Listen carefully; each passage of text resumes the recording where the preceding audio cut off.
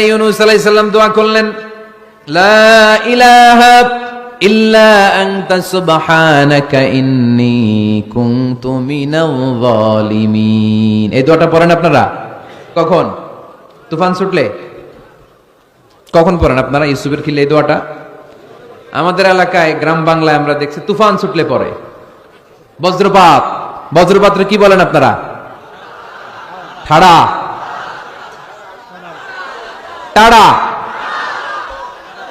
এই বজ্রপাত, শুধু বজ্রপাত না, এটা বিপদে পড়ার দোয়া। এটা কিসে পড়ার দোয়া? রাস্তায় বিপদে পড়েছেন এই দোয়া পড়েন, অফিসে বিপদে পড়েছেন এই দোয়া পড়েন, ঘরের ভেতরে বিপদে পড়েছেন এই দোয়া পড়েন।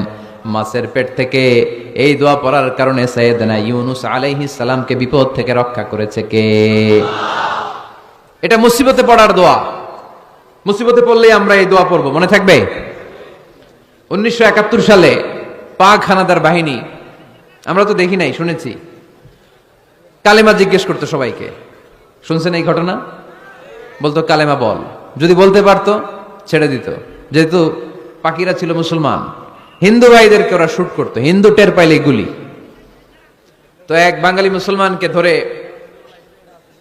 পাকিস্তানি মিলিটারি জিজ্ঞেস করতেছে, কালেমা বল, মুসলমান নাকি হিন্দু? কয় আমি মুসলমান। কয় তাহলে কালিমা বল, সালে কালিমা বাতা। এখন সে ভয়ে এই দোয়া পড়া শুরু করছে। সে পড়তে শুরু করছে, লা ইলাহা ইল্লা আনতা সুবহানাকা ইন্নী কুনতু মিনাজ জালিমিন।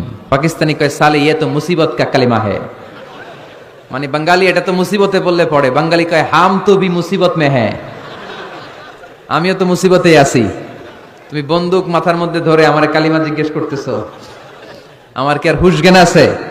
আমি কি পড়তেছি আমি নিজেই জানি না।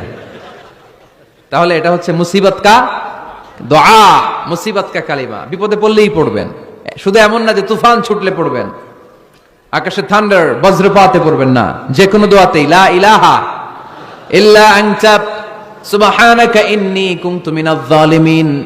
লা ইলাহা, কোনো মাবুদ নাই, ইলাহা নাই, ইল্লা আনতা, আল্লাহ তুমি ছাড়া কোনো উপাস্য নাই, সুবহানাক তুমি পবিত্র, ইন্নী কুনতু মিনাজ জালিমিন আমি জালিমদের অন্তর্ভুক্ত। ঠিক কি না?